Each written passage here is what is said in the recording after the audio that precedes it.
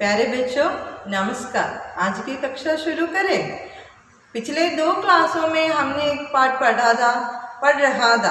कौन सा पाठ याद है? हाँ, दिशाहीन दिशा। दिशाहीन दिशा कैसे पाठ था, जरा सोचकर बताइए। हाँ, एक यात्रावर्त है। किसका यात्रावर्त है?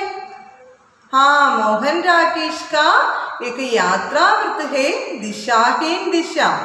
उसमें लेखक क्या कर दे रहे थे? इस यात्रावर्त में मोहन राकेश क्या कर रहा था? वो एक लंबी यात्रा करना चाहता था। कहाँ कहाँ जाना चाहा उसने? हाँ बताओ, लेखक क्या कहते हैं? पहले मुंबई से जाकर गोवा से लेकर कन्याकुमारी तक की एक लंबी यात्रा, समुद्र तट की ओर की लंबी यात्रा। इसके लिए मोहन राकेश क्या करते हैं? पहले रेलगाड़ी के 3rd क्लास डिब्बे में मुंबई की यात्रा शुरू करते हैं। तो वहाँ वे रेलगाड़ी के 3rd क्लास में एक उन्हें ऊपर की सीट अपने बिस्तर बिछाने को मिली थी। वो बिस्तर बिछाकर सोने को रखा था। उस समय वहाँ कौन आया? कहाँ पर? जब वो भोपाल स्टेशन पर आया तो एक आदमी उससे मिलने आया। कौन था वह? बताइए। अविनाश। अविनाश कौन था? लेखक का एक मित्र था। वो लेखक से मिलने के लिए वो भोपाल स्टेशन पर आया और उसने अविनाश अब क्या किया? उसने लेखक का बिस्तर लपेटकर खिड़की से बाहर फेंका और उसका सूटकेस लेकर रेलगाड़ी से उतर गया। अविनाश വന്നിട്ട് എന്താ ചെയ്തേ? ലേഖകൻ എവിടെ പോവാനാ? ബോംബെയിൽ പോകാൻ വേണ്ടി റെഡിയായിരുന്ന ലേഖകന്റെ കിടക്കയൊക്കെ വിരിച്ച് റെഡി ആയതല്ലേ? ആ കിടക്കയൊക്കെ എടുത്ത് ട്രെയിനിന്റെ ജനാലയിലൂടെ എറിഞ്ഞിട്ട് എന്ത് ചെയ്യാണ്? അദ്ദേഹത്തിന്റെ സൂട്ട് കേസുമായിട്ട് ട്രെയിനിൽ നിന്ന് ഇറങ്ങി. അപ്പൊ സ്വാഭാവികമായിട്ട് ലേഖകന് എന്ത് ചെയ്യേണ്ടി വന്നു? ഉन्हें भी भोपाल उतरना पड़ा। अब അദ്ദേഹം भोपाल स्टेशनिൽ ഇറങ്ങി। उससे आगे क्या हुआ था हम पढ़े थे। वे भोपाल की सैर करने गए। सैर करके वे कहाँ पर गया? भोपाल ताल में। अब लेखक कहाँ है? भोपाल ताल में एक नाव में लेटा है। उसमें लेखक के साथ कौन कौन थे उस नाव में? कौन कौन थे? एक बूटा मल्ला। उसका नाम क्या था? याद करके बताओ। अब्दुल जब्बार नामक एक मल्ला और लेखक का मित्र अविनाश, तीनों भोपाल ताल की यात्रा में ही। तो अविनाश ने क्या इच्छा प्रकट की उस समय? इस वातावरण में हम में से कुछ कोई गा सकते तो बहुत अच्छा होगा। നല്ല നിശബ്ദമായ രാത്രിയായിരുന്നല്ലേ? അപ്പൊ ആരെങ്കിലും എന്തെങ്കിലും പാടിയാൽ നന്നായിരിക്കുമെന്നാണ് അവിനാശ് പറഞ്ഞത്. ഇത്രയും ഭാഗമാണ് നമ്മൾ കഴിഞ്ഞ 2 ക്ലാസ്സുകളിലായിട്ട് പഠിച്ചത്. आगे क्या हो सकता है अब हम देखेंगे। मैं गा तो नहीं सकता हुजूर, बूटा मल्ला हाथ जोड़कर बोला, मगर आप चाहें तो चंद गजलें तरन्नुम के साथ अर्ज कर सकता हूँ और माशाअल्लाह चुस्त गजलें हैं। जरूर। हमने उत्साह के साथ उसके प्रस्ताव का स्वागत किया। बूढ़े मल्ला ने एक गजल छेड़ दी। उसका गला काफी अच्छा था और सुनाने का अंदाज भी शायराना था। काफी देर चापुओं को छेड़े वह चूम चूम गजलें सुनाता रहा, एक के बाद दूसरी फिर तीसरी। मैं नाव में लेटा उसकी तरफ देख रहा था। उस सर्दी में भी वो सिर्फ एक तहमत लगाए था, गले में बनियन तक नहीं थी। उसकी दाढ़ी के ही नहीं, छाती के भी बाल सफ़ेद हो चुके थे। जब वो चप्पू चलाने लगता तो उसकी मांसपेशियां इस तरह हिलती जैसे उनमें फौला फरा हो। तो बूढ़े मल्ला ने क्या बताया? मैं गा तो नहीं घुसू, എനിക്ക് എന്ത് ചെയ്യാൻ പറ്റില്ല, പാട്ട് പാടാനൊന്നും അറിയില്ല എന്നാണ് ആ വള്ളക്കാരൻ പറയുന്നത്. देखिए उसकी वाणी में कितनी मधुरता है, कितना विनय है. അദ്ദേഹം വളരെ വിനയത്തോടെ താഴ്മയോടെയാണ് പറയുന്നത് അല്ലേ. മുझे गाना नहीं आता, എനിക്ക് പാട്ട് പാടാനൊന്നും അറിയില്ല. लेकिन आप कहें तो चंद गजलें तरन्नुम के साथ अर्ज कर सकता. क्या है? चंद गजलें तरन्नुम के साथ अर्ज कर सकते हैं. चंद गजलें माने क्या है? हाँ, चुने हुए गजलें. എനിക്ക് അറിയാവുന്നുള്ള, ഞാൻ കേട്ടിട്ടുള്ള കുറച്ച് ഗസലുകൾ എന്ത് ചെയ്യാം? അർജ് കെ സാത്ത് പേഷ് കർ സക്താ ഹെ. അർജ് കെ സാത്ത് ബഡേ മാധുര്യ കെ സാത്ത്, നല്ല മധുരമായിട്ട്. അർജ് കെ സാത്ത് എന്താ? മധുരത കെ സാത്ത്, നല്ല മധുരമായിട്ട് എന്ത് ചെയ്യാം? പേഷ് കർ സക്താ ഹെ. പേഷ് കർന, അർജ് കർന മാനെ പേഷ് കർന, അവതരിപ്പിക്കുക. അർജ് കർന, പേഷ് കർന, അവതരിപ്പിക്കുക. അപ്പോൾ ഇയാൾ എന്താണ് പറയുന്നത്? എനിക്ക് പാട്ട് പാടാനൊന്നും അറിയില്ല, പക്ഷെ ഞാൻ എന്ത് ചെയ്യാം? നല്ല ഗസലുകൾ എനിക്കറിയാം അല്ലേ. ഗസലുകൾ കേട്ടിട്ടുണ്ടോ? നമ്മൾ പങ്കജ് ഉദാസിൻ്റെയും ജഗജ്ജീത് സിംഗിൻ്റെയൊക്കെ ഗസലുകൾ ടി വിയിൽ വന്ന് നിങ്ങൾ കണ്ടിട്ടുണ്ടോ?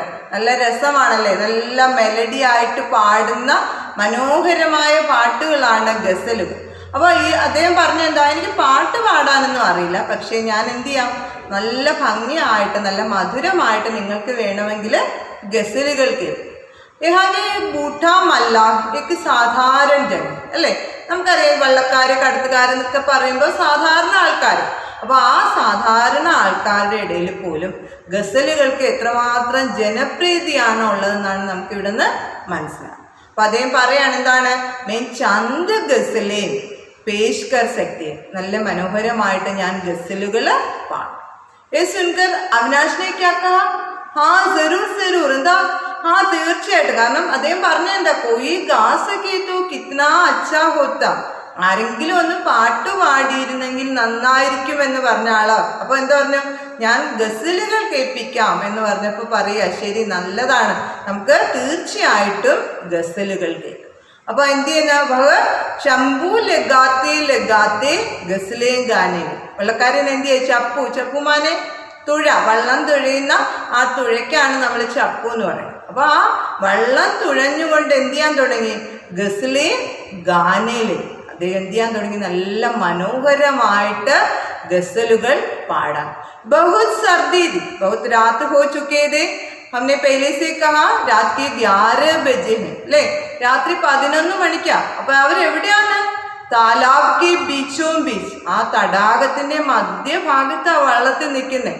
എന്നിട്ട് ആ നല്ല തണുപ്പത്ത് ഉസ്കെ ശരീർ മേ കേവൽ एक തഹമത് था. തഹമത് മാനെ ക്യാ ഹൈ?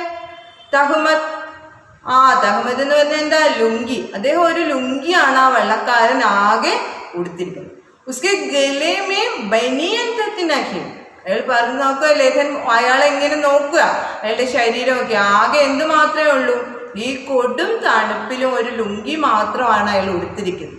ഉസ്കെ ഗലെ മേ ബനിയൻ തക് നഹി, ഒരു ബനിയൻ പോലും അദ്ദേഹം ഇട്ടിട്ടില്ല. ഫിർ ഭി വഹ നാവ് ചലാത്തെ, അങ്ങനെ ആ തണുപ്പത്തിൽ അയാൾ എന്ത് ചെയ്യാണ്? വള്ളം തുഴഞ്ഞുകൊണ്ടേയിരിക്കുക. ഓ ലേഖ ഉസ്കോ ദേഖ്നെ ലഗി, ഉസ് നാവ് മേ ലേട്ടേ ഹുയേ ലേഖ ഉസ്കോ ദേഖ്നെ ലഗി. ആ വള്ളത്തിൽ കിടന്നിട്ട് എന്ത് ചെയ്യാണ്? ഇങ്ങനെ അയാളെ നോക്കുക. ഉസ്കെ ശരീർ കോ ദേഖ്നെ ലഗി, അപ്പോൾ അയാളുടെ ശരീരത്തിൽ നോക്കിക്കൊണ്ടിരിക്കുക. ഉസ്കെ ശരീർ ഐസാദാക്കി വോ ചപ്പു ചലാത്തെ സമയ ഉസ്കി മാംസപേശിയോ മേ ഫൗലാത് ഭരെ ഹോ. നോക്കിയേ അദ്ദേഹം പറയുന്നേ, ഉസ്കി ശരീർ കെ മാംസപേശിയോ മേ. ഇത്രയും വയസ്സായ ഒരാളാ. എങ്ങനെയാ നമ്മൾ വയസ്സായ ആളാന്ന് പറഞ്ഞേ? നേരത്തെ പറഞ്ഞിട്ടുണ്ടായിരുന്നു. ഉസ്കി ദാടി കെ രോം ഹി നഹി ഉസ്കി ഛാത്തി കെ ബാൽ ഭി. സഫേദ് ഹോ ചുക്കേത് അല്ലേ? നേരത്തെ പറഞ്ഞത് അദ്ദേഹത്തിന് താടി രോമം മാത്രമല്ല നെഞ്ചിലെ രോമങ്ങൾ പോലും നരച്ചുപോയ ഒരാളാണ്. അത്രയ്ക്കും വാർദ്ധക്യം ബാധിച്ച ഒരു വള്ളക്കാരനാണ്. പക്ഷെ അദ്ദേഹത്തിന്റെ ശരീരം എങ്ങനെയാണെന്ന ലേഖകൻ പറയുന്നേ? ഉസ്കി മാംസപേശിയോമേ ജബ് നാവ് ചലാത്താ ഹെ, അദ്ദേഹം ഇങ്ങനെ വള്ളം തുഴയുമ്പോ ഉസ്കി മാംസപേശിയോമേ ഫൗലാദ് പരാഹോ. ഫൗലാദ് മാനെ ക്യാ ഹെ? ഉരുക്ക്. ഫൗലാദ് എന്ന് പറഞ്ഞാൽ എന്താ? ഉരുക്ക്. നമ്മൾ പറയില്ലേ ഉരുക്ക് മാംസപേശികളുള്ള നല്ല മസിലൊക്കെ ഉള്ള ആളാണ്, നല്ല ഉരുക്ക് ശരീരമുള്ള, അത്രയ്ക്കും ശാരീരിക ബലമുള്ള ആളായിരുന്നു നമ്മുടെ ഈ വള്ളക്കാരൻ. तीसरी गजल सुनाकर वो खामोश हो गए. उसके खामोश हो जाने से सारा वातावरण ही बदल गया.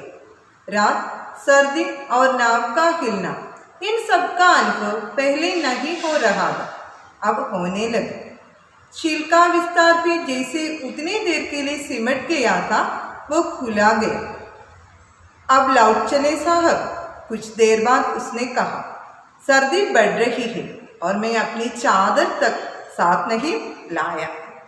മല്ലാർ 3 ഗസലേം ഗാ ചുക്കെ. എന്ത് ചെയ്തു?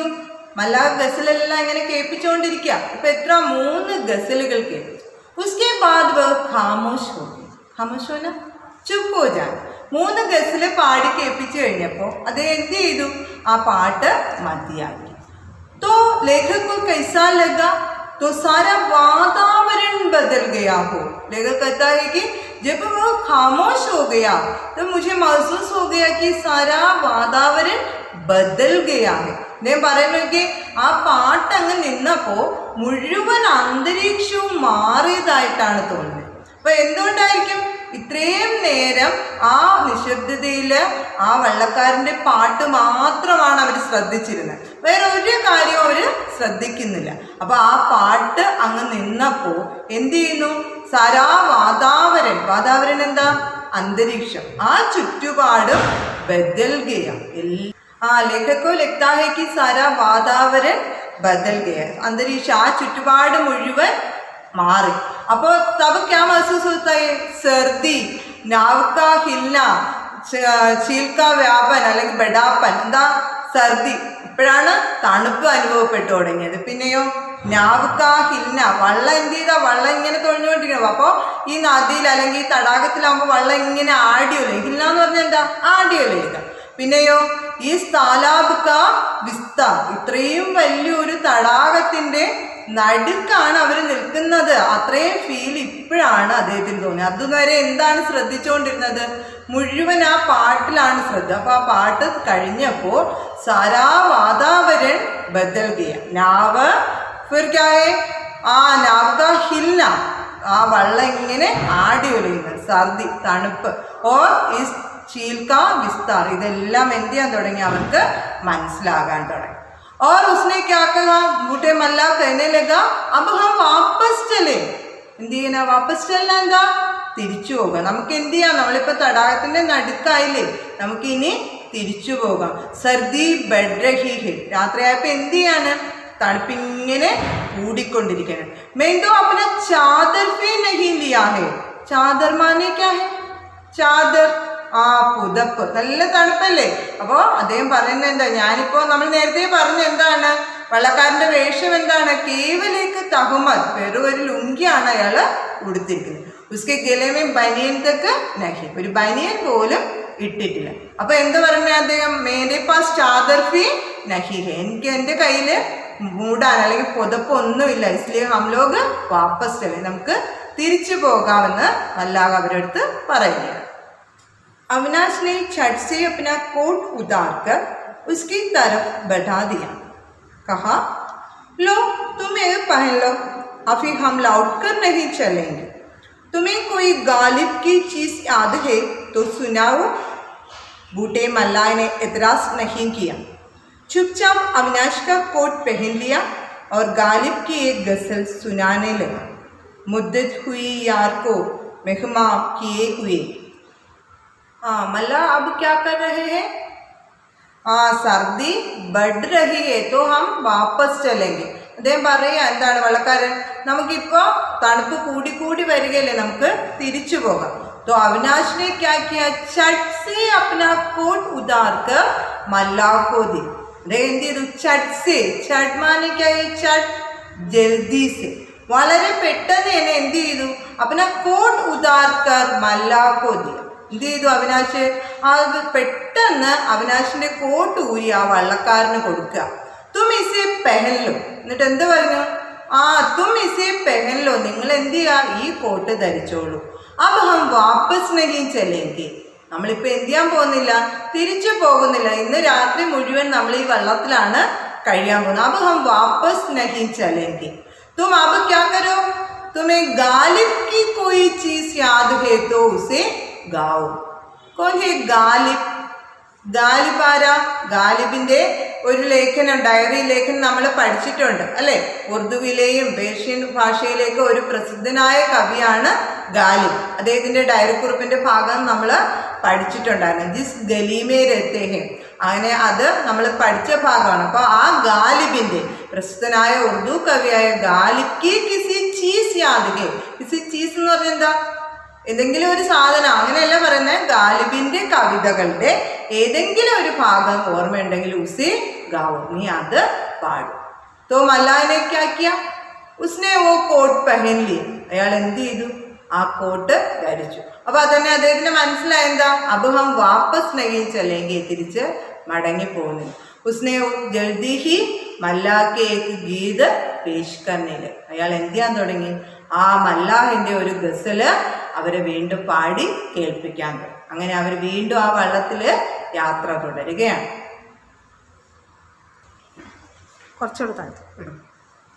तो हम देखेंगे कि इस आज की क्लास में हमने क्या पढ़ा, क्या क्या पढ़ा है.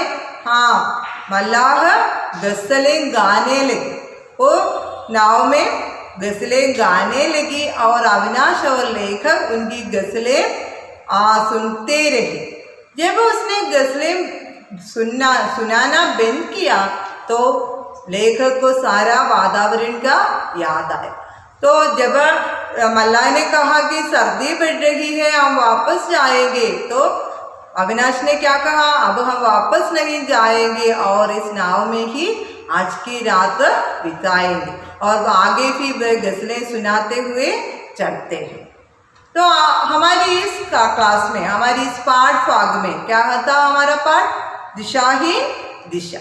इस पाठ में हम एक यात्रा वृत्त पढ़ा था, मोहन राकेश का एक यात्रा वृत्त. मोहन राकेश पहले से हमने कहा कि यात्रा, बहुत अधिक यात्रा करने वाले थे, यात्राओं के पसंद करने वाले थे. वो कन्याकुमारी से लेकर गोवा से लेकर मुंबई जाना चाहा और वहाँ से सारा समुद्र तट देखना चाहा. उसने यही एक लंबी समुद्र तट की यात्रा के लिए ट्रेन में घुसे और वहाँ एक 3rd क्लास का टिकट मिला. 3rd क्लास में वो बॉम्बे की ओर जाने लगे. उस समय क्या हुआ, हमने देखा, उस समय भोपाल तक आने पर उनका एक दोस्त उससे मिलने आया. दोस्त ने उन्हें भोपाल में निकाल कर भोपाल की सैर करने लगा. वे दोनों भोपाल ताल में एक नाव में घूम कर जाने लगे. तो उस नाव का मल्ला उन्हें सुंदर सुंदर गजलें सुनाते रहे. यही था आज का यह हमारा दिशाहीन दिशा पाठ. हमारे आज की कक्षा के इस भाग से संबंधित कुछ वर्कशीट भी हम करेंगे.